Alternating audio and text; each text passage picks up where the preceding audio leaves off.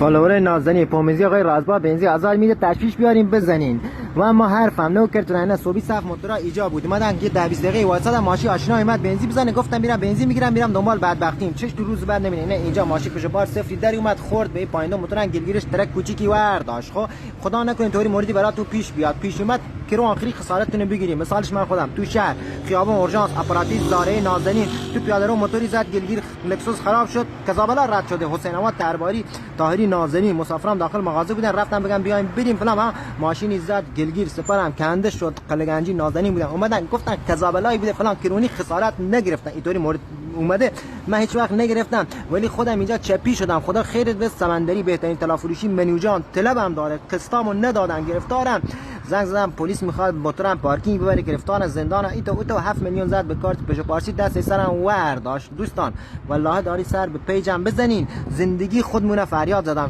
من خود ته ختم من اعدامم ولی چی شادی ظلما و نامردای در حق ما میشه والله شاید کمتر بشه سر به پیجم بزنین والله لایک کنین این فیلم ها رو زندگی خودمونه منم نه بلا فلان به اما هر زدنی بلد نیستم ولی حقیقتای جامعه رو گفتم تو پیجم نو کردم اینم این مصیبتی صوبی سرم اومد همه مردمم اینجا بودن بنده خدا خیر بده همشون